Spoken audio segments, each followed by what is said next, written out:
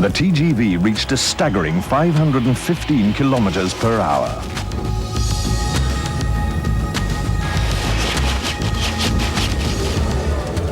To brake and stop at this speed takes 30 kilometers.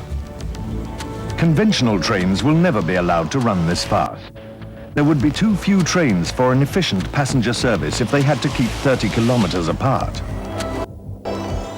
The next generation of TGVs is expected to travel at a leisurely 360 kilometers an hour.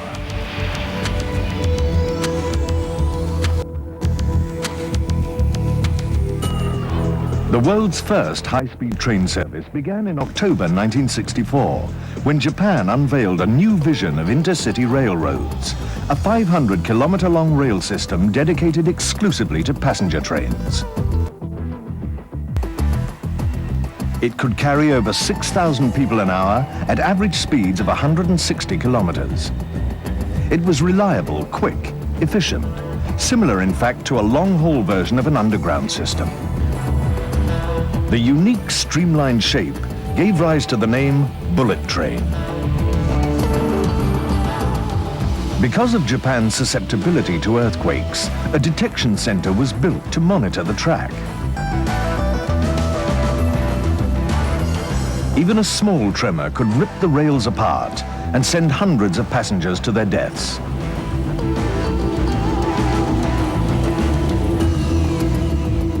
Equally innovative was the signaling system. Instead of conventional signal poles, data was transmitted electrically along the track and fed directly into the driver's cab. The bullet train was an amazing achievement. Every day, over 160 high-speed trains traveled along the line. Its success spurred the development of many other high-speed intercity rail systems around the world.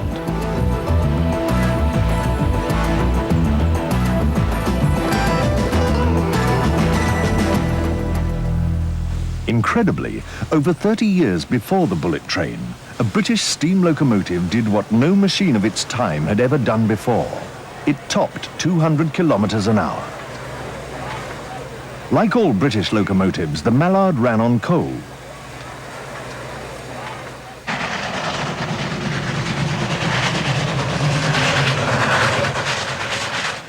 On July the 3rd, 1938, on a small stretch of track in England, Mallard reached an astonishing speed of 200 kilometers per hour, breaking the world record. But the attempt badly damaged the engine, and the train stopped short of its destination.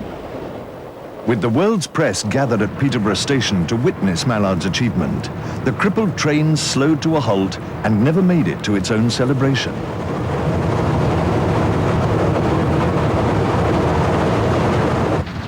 Since then, no steam locomotive has ever broken Mallard's record.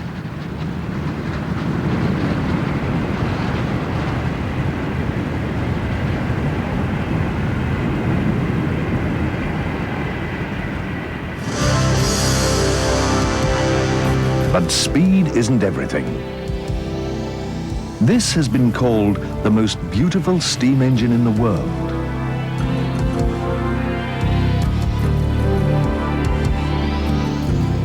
The Southern Pacific Daylight is the only surviving streamlined steam train in America.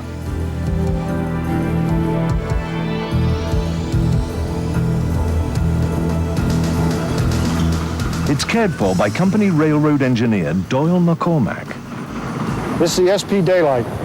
The Daylight trains were famous streamliners that ran between San Francisco and LA in the early 40s. This particular locomotive was built in 1941 and was used until 1957 when it was replaced by the diesels. It's 110 feet long, 16 feet tall, weighs 432 tons. It's capable of speeds in excess of 100 miles an hour. We like to say that the speed of this engine is limited by the guts of the engineer.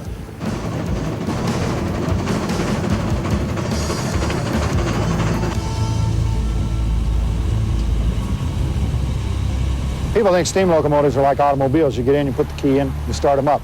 That's not the case. You have to make steam. To make steam, you have to boil water. This particular boiler holds over 5,000 gallons of water. When you put it in there and it's cold water, you have to heat that water up to boiling before you even start to make steam, regardless of pressure.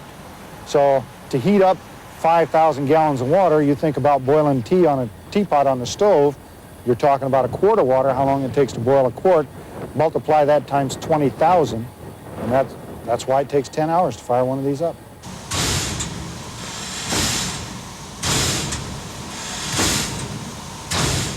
She's definitely the closest man has ever come to creating life. I mean, she has a heartbeat, and sometimes you actually find yourself talking to these machines.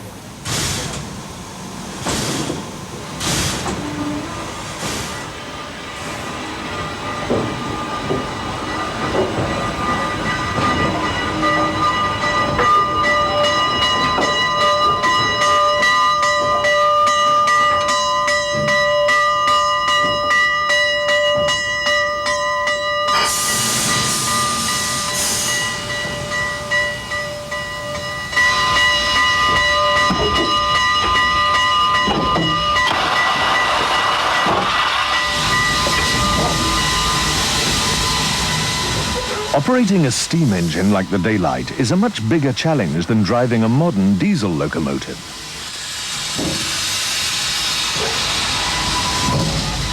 When you operate a diesel locomotive, most of the functions are automated. It's like a new car with automatic transmission, cruise control, all the amenities. When you get on a steam locomotive, it's like being on a Model T Ford. Everything is manual. There are no automated systems on a steam engine.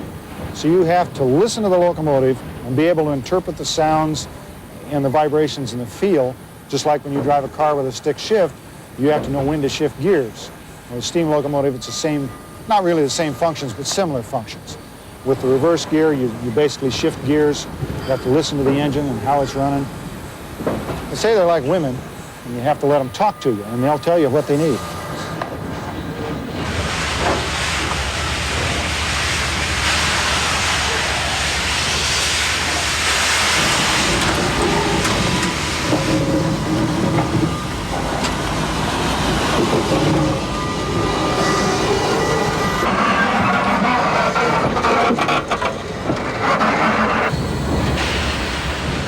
Everybody thinks, gee, they'd be nice in the wintertime because it's so hot in the cab in the summertime. But in the wintertime, they're cold in the cab. Even with all the heat, in the summertime, they're almost unbearable. We took this locomotive to Yuma, Arizona in 1984, and the temperature outside the cab was 111 degrees. Inside the cab, it was probably 120, 130 degrees in there. You couldn't physically touch anything in there without burning your hands. You had to be drinking something all the time, or it would dehydrate you in a matter of minutes.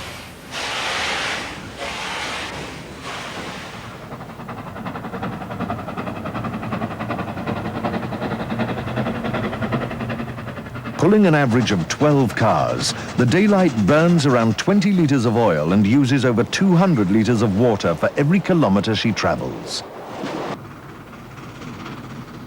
To keep all these tons of metal moving efficiently, every piece of this machine is built on a huge scale.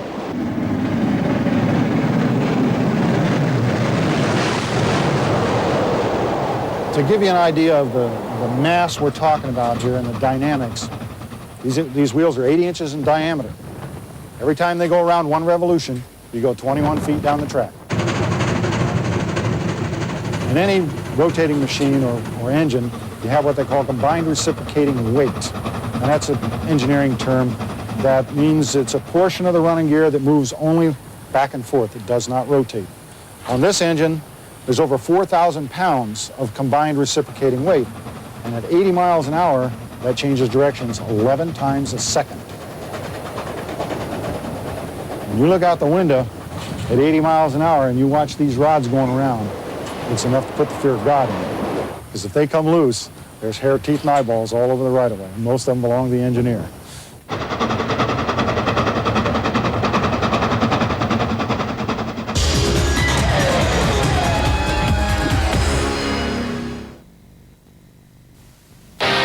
Professional risk takers. In the early 1800s, North America was still a vast, untamed continent.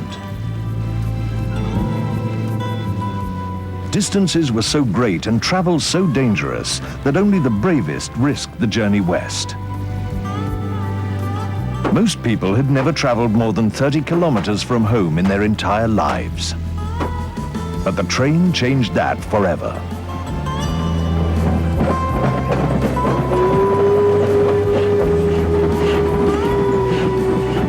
This locomotive is the American train. It's called the American Standard, and it was sort of very helpful in building the Old West.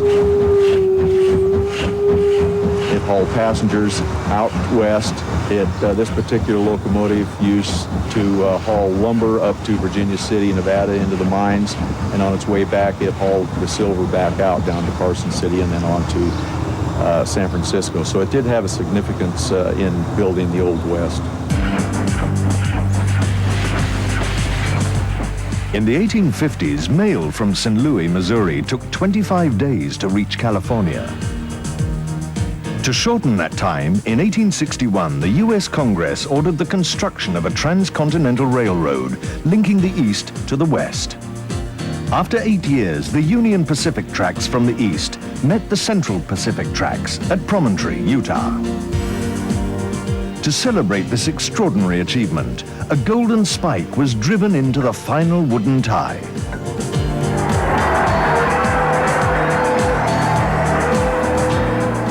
Those old pioneering days are now long gone. At the Nevada State Railroad Museum in Carson City, the only American Standard locomotives still in operation have been lovingly preserved.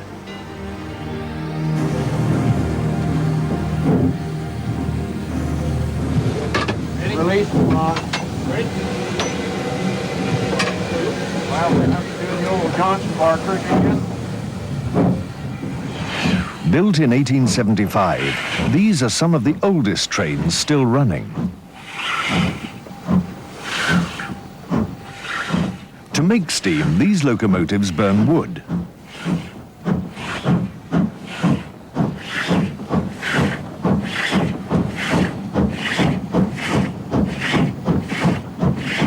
When the steam is fed into the cylinders, it expands violently, driving the pistons up and down. This, in turn, drives the wheels.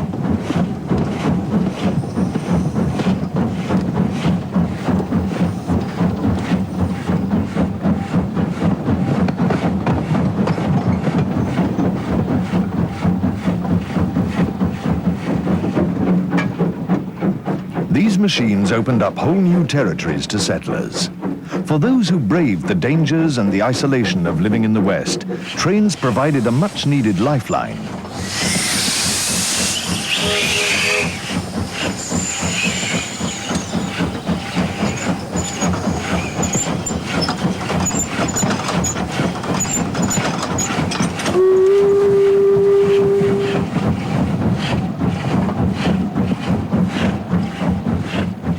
Keeping this engine in good working condition requires dedication and hard work. But the long hours yield high rewards. Driving a steam engine like this is absolutely exhilarating. It's just a wonderful feeling to be able to pull the throttle and feel all that power underneath you. Put all this machinery together and it all comes together and makes a beautiful sound.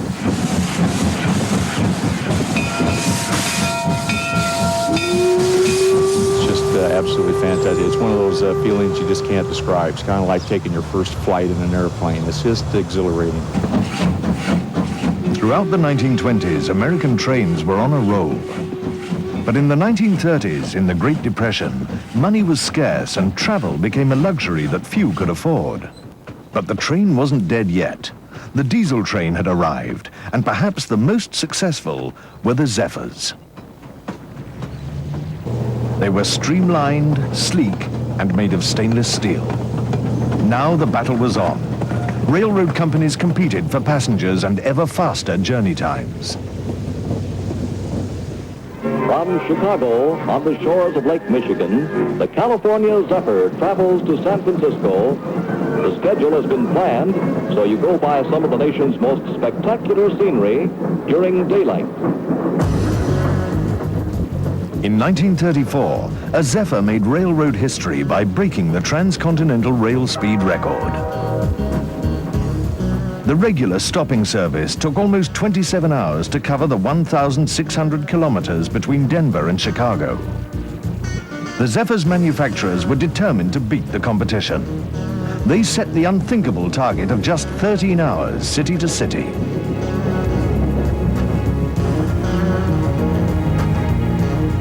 And they succeeded in 13 hours and 5 minutes with an average speed of 124 kilometers per hour. Still a world record for any train journey over 1,000 kilometers.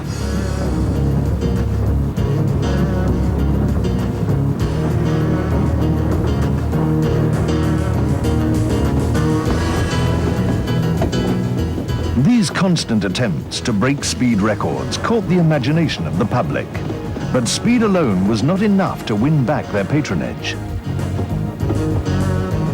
The automobile was still taking passengers away from the railroads.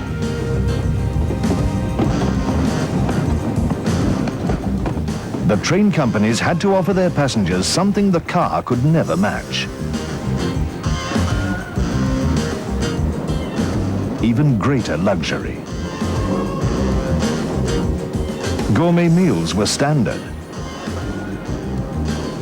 So was deluxe accommodation. Every passenger was treated like a millionaire.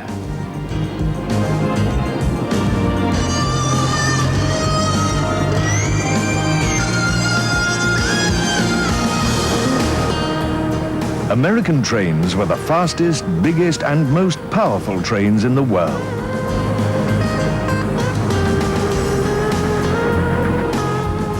They ran on the largest railroad system, almost 250,000 kilometers.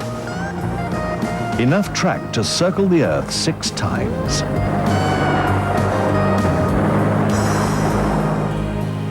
But by the end of the 1950s, the heyday of American passenger trains was over. Though the car had dealt the train a serious blow, the aeroplane virtually killed it off.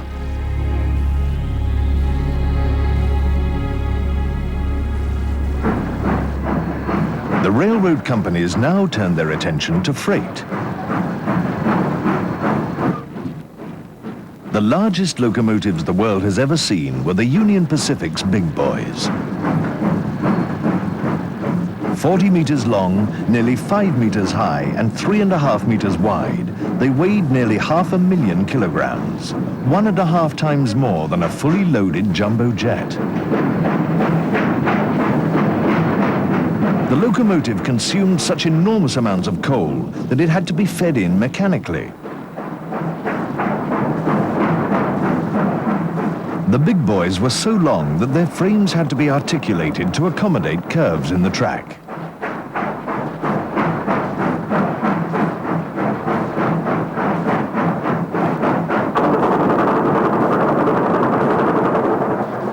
Between 1941 and 1944, 25 of these giants were built. Their main use was to haul heavy loads across the Wasatch Mountains in Utah. They had to pull 4,000 tons of freight up 750-meter inclines.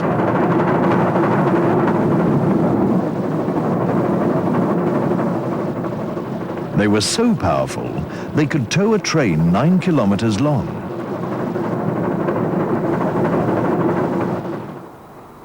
And despite their huge size, the big boys could reach speeds of up to 130 kilometers an hour. Only 7 of the original 25 have been preserved. Unfortunately, none in working order. This is Big Boy's little brother, the Union Pacific Challenger.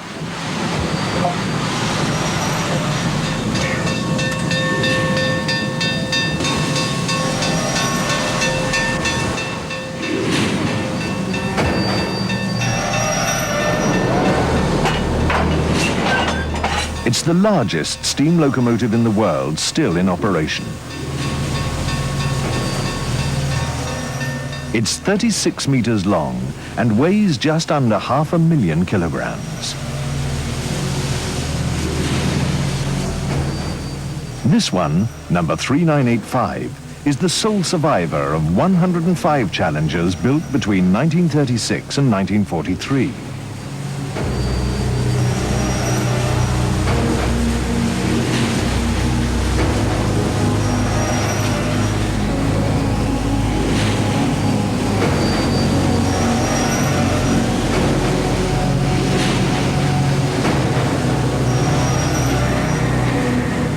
It holds nearly 100,000 litres of water and 19,000 litres of oil.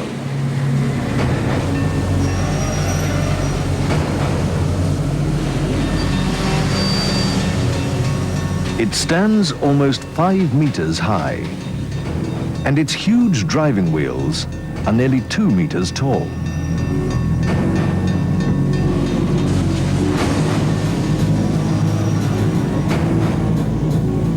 Active service for 3985 ceased in 1962, and it remained in storage in Cheyenne, Wyoming until 1975, when it was eventually put on public display. A group of Union Pacific volunteers took 2 years to restore her to working order.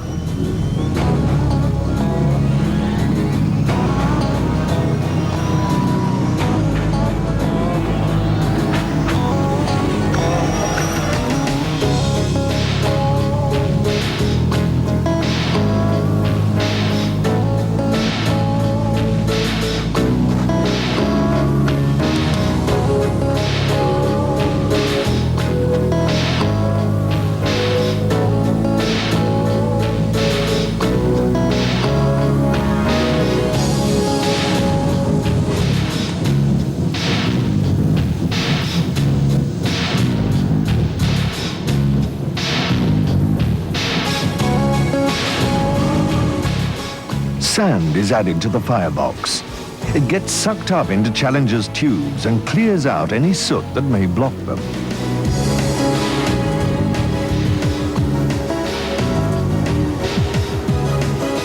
The Challenger has 4 wheels in its front pilot truck, which help guide the locomotive into bends.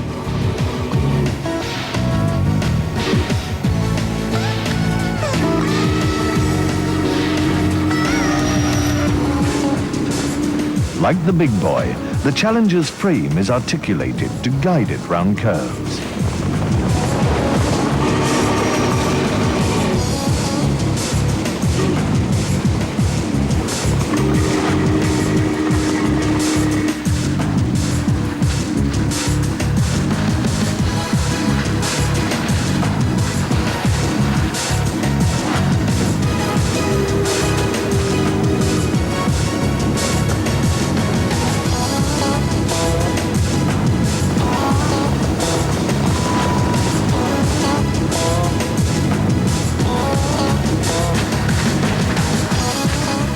The Challenger has 1 boiler and 2 engines. There are 2 sets of steam cylinders, each powering an independent set of 6 driving wheels. But like all American steam locomotives, the Challenger's reign was to come to an end.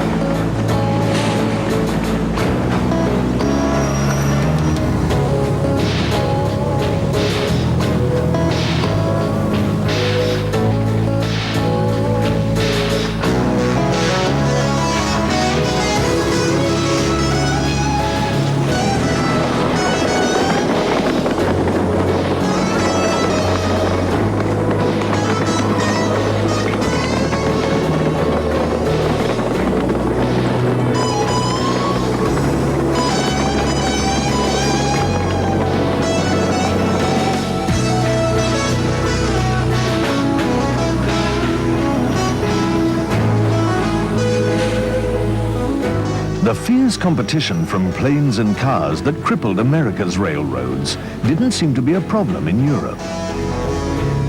Though distances were much smaller, economies were still recovering from the Second World War. Automobiles were still far beyond the reach of the average person.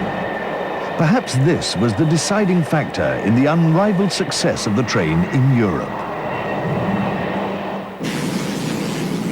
Today, the French rail company, SNCF, is leading the field in high-speed train technology. Their TGV is the fastest train in the world, regularly topping speeds of 300 kilometers an hour.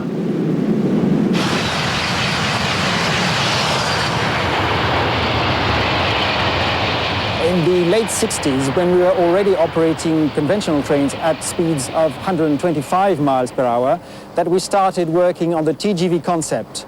We wanted something going much faster because there was a market for very fast trains to compete with airline links between big cities of France and Europe. The first TGVs went into service between Paris and Lyon in 1981. There was immediate success because we used to travel between Paris and Lyon in 4 hours and it became 2 hours. And that was even faster than the airline service. So there was an immediate switch of passengers from the airline and from the autoroute to the TGV. Usually, a train car sits on 2 sets of wheels called bogies. The TGV's speed is made possible thanks to one brilliant idea. A single bogie is placed between the cars. This is the secret of the TGV. You see, you have 2 trailers, and in between 2 trailers you have this bogie. Whereas in conventional trains or in other high-speed trains, each trailer lies on 2 bogies. Whereas here, you have the possibility of having a very supple suspension between the 2 trailers, very low center of gravity, and this allows very high speed. To enable trains to travel at almost 300 kilometers an hour, it was necessary to build a whole new track system. To avoid the threat of derailment on severe bends, the TGV tracks must be much straighter than those of conventional trains.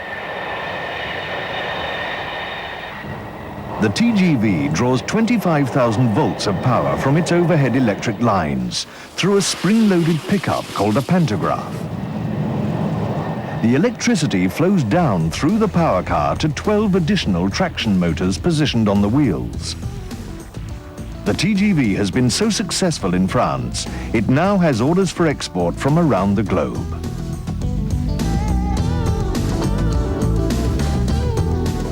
Today, American railroad companies are fighting back with their own high-speed routes. In Florida, there are now plans to link Miami, Orlando, and Tampa, and Amtrak are developing a high-speed line between Washington, New York, and Boston.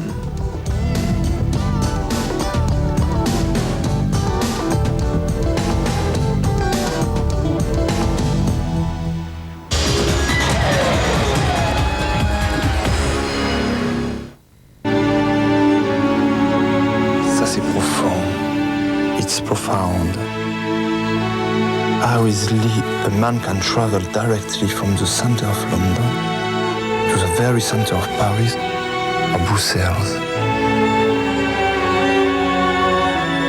The raindrop, as you notice, a race follows the path of least resistance.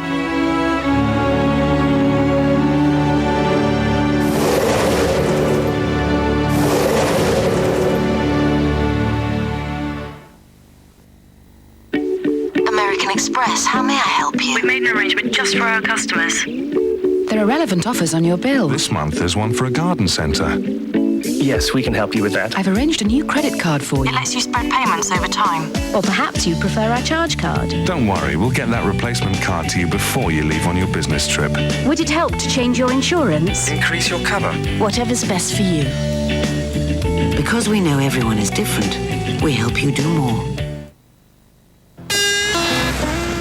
A voyage of discovery. 18,000 miles overland. Getting in a truck, sleeping under the stars, just cruising, really. Simon Dring catches up with modern-day travellers in On the Road Again, this Saturday from 4 on Discovery Channel.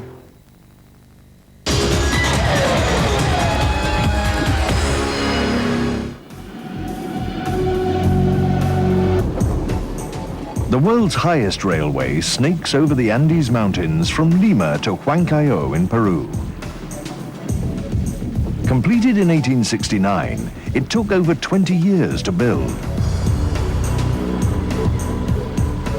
It's one of the world's most hazardous rail journeys. Rock slides are common and have sent trains crashing thousands of meters. To reduce the gradient, the train zigzags its way up the steep incline.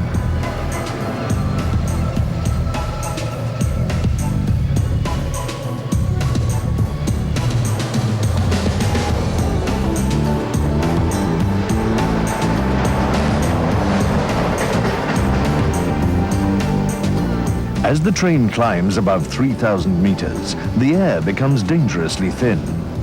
This is the only train in the world where oxygen is supplied.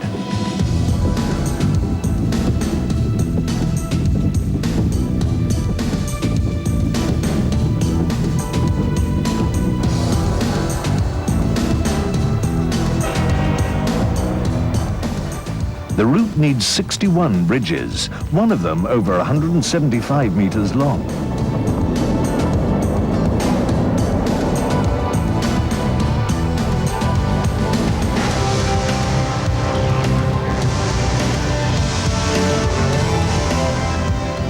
Finally, the train reaches the top of the world. It crosses the Andes at around 4,800 meters above sea level. Only an aeroplane can take you higher. But despite its incredible altitude, the Andes Railroad avoids any extreme slopes.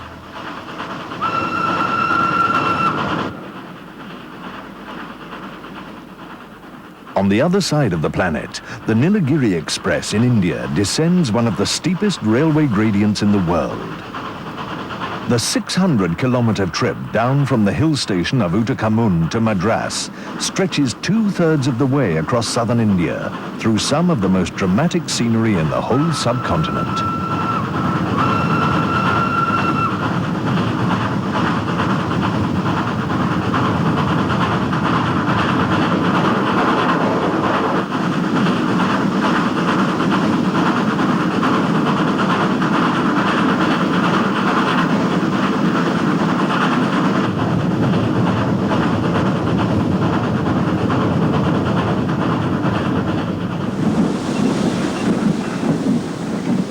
To make it down the steepest part of the descent, mechanical cogs underneath the train grip a rack set along the middle of the track.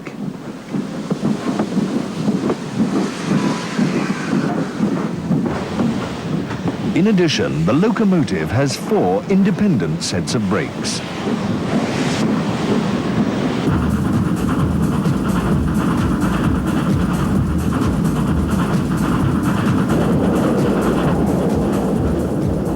The descent takes 16 hours at an average speed of only 13 kilometers an hour.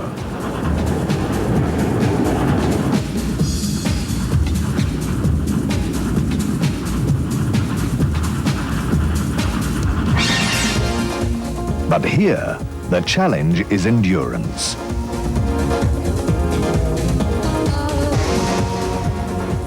This is the Transcontinental Railroad in Australia. It runs from Sydney to Perth.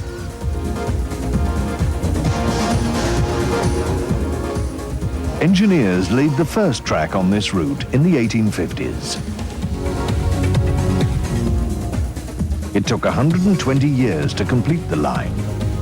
Called the Indian Pacific, it stops only at tiny isolated settlements. So the train has to carry everything on board to care for its passengers on the 72-hour trip. 56 kilometers west of Sydney, the train encounters its first obstacle, the Blue Mountains. At 900 meters, the mountains aren't particularly high, but for years, the combination of thick brush and sheer rock face made them impossible to pass.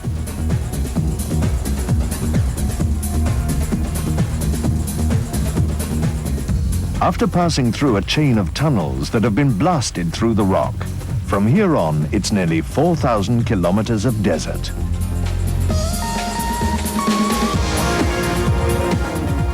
This is the Nullarbor Plain.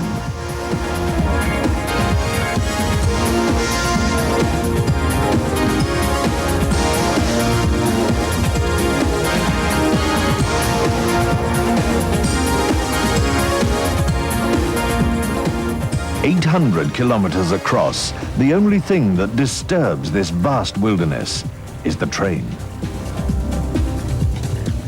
For 450 kilometers across the plain, the track is dead straight.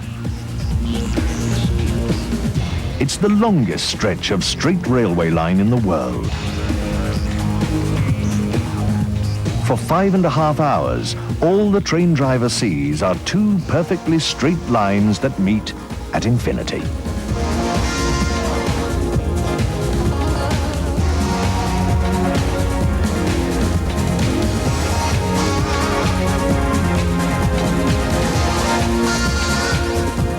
Finally, after almost 4,000 kilometers, the train reaches its destination at Perth Station.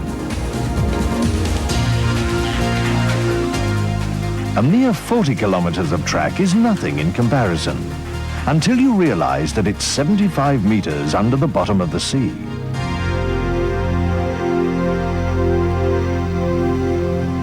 The Channel Tunnel rail link between Britain and the European mainland is the longest undersea tunnel in the world. It took 8 years to build and cost £8 billion. These huge tunnel boring machines were specially built. The largest is 8.5 meters in diameter and weighs over 1,500 tons.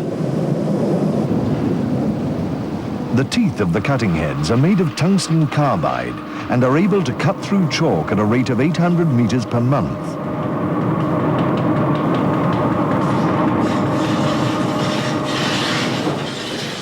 The tunnel is so long that fresh air has to be pumped in continuously through its enormous air ducts.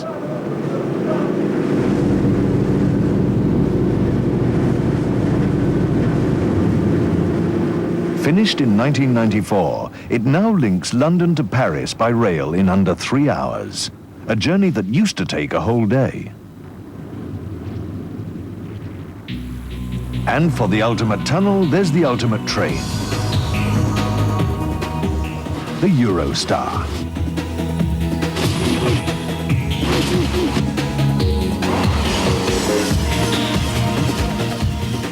An advanced version of the high-speed TGV, it's the longest passenger train in the world.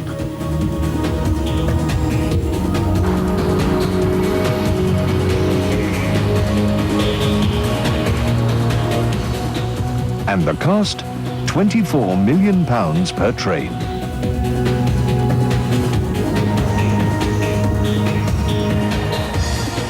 This is the train of the future, and it's here today. When this, the Aerotrain, was first suggested, it seemed like science fiction. Designers have always tried to invent trains that would change the world. Victorian engineers dreamed of a complete rail system embedded in the rocks beneath a city. This is one dream that became reality.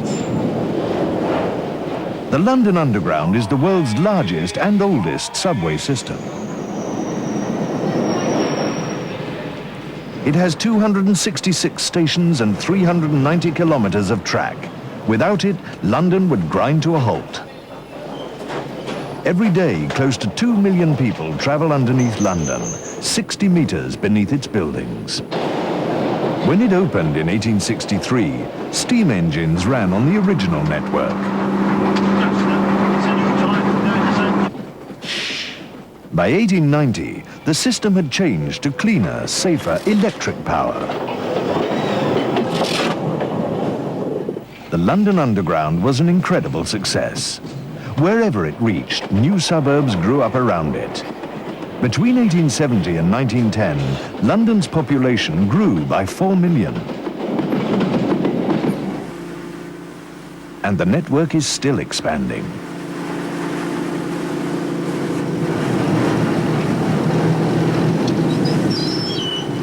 The biggest engineering project in Europe today is the construction of a new 30-kilometer underground line which will cross under the River Thames 8 times. The work will cost well over £1 billion and will take 4.5 years to complete.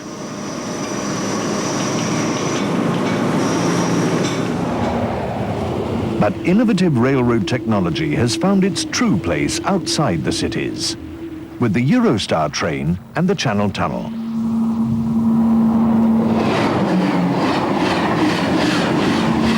The Eurostar has to run over 4 different rail systems in 3 countries.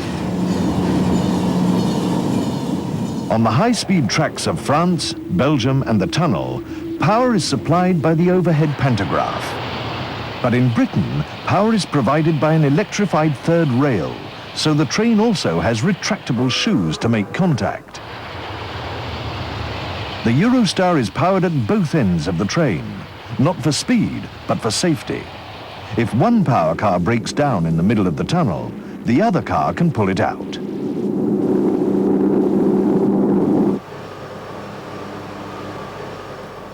With such a complicated machine, safety is a major concern.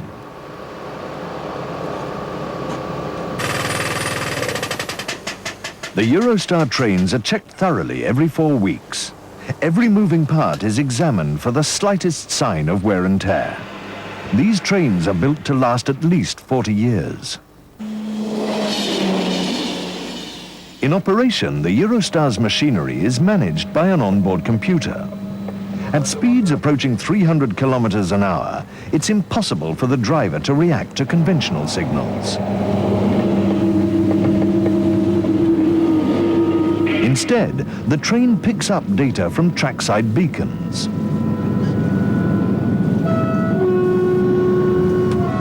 The computer displays the speed limit for each section of track in either kilometers or miles per hour. If the driver exceeds the speed limit, the computer automatically stops the train. Before entering commercial service, each new train is tested on each different rail system. Bon, Jean-Jacques, si tu pouvais me faire les manips lors d'un palier à 260 également, s'il te plaît.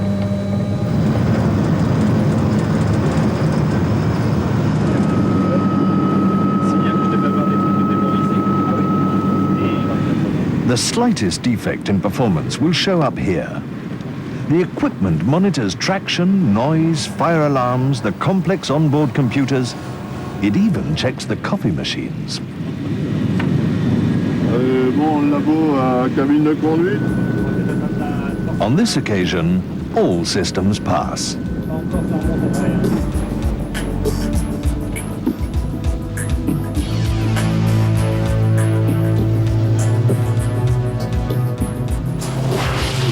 This is the high-speed track between Paris and Calais.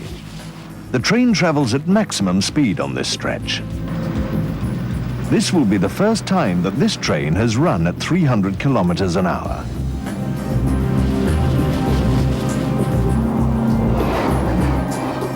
The train must perform its emergency stop at maximum speed.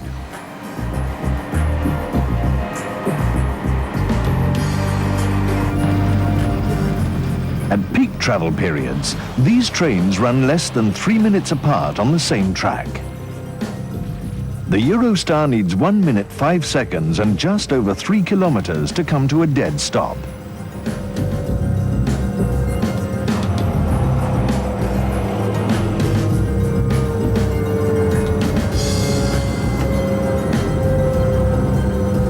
It passes. The train is now ready and safe for passenger travel.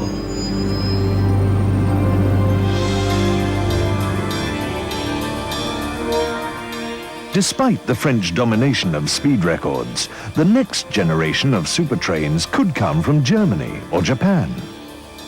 For the last 20 years, the Germans and Japanese have been experimenting with a new technology called magnetic levitation, or maglev. Instead of wheels and rails, electromagnets are in both the track and the train. These keep the train suspended a few centimeters above the track, so the vehicle experiences almost no friction. The train has no wheels and no engine. It's driven by a linear motor, a row of electromagnets stretched along the track. These are switched on and off in rapid succession to accelerate the magnetic train forwards.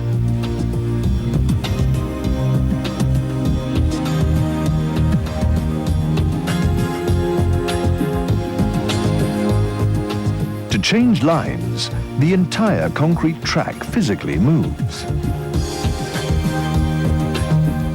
The record maglev speed is held by Germany. In 1990, their train hit 450 kilometers an hour.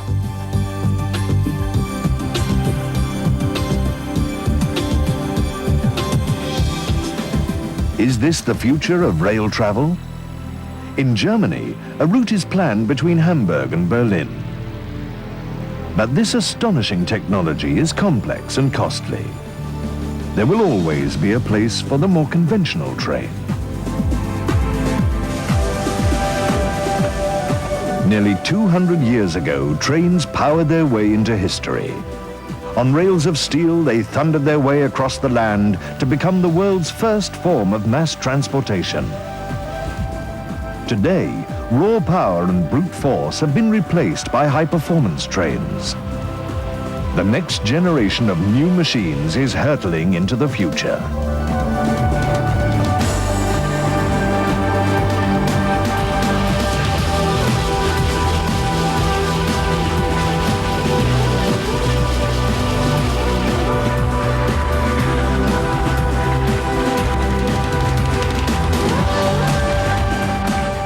And Extreme Machines is back next week at the same time. Next tonight, Night Fighters profiles the Air Combat, which started as a hit or miss affair.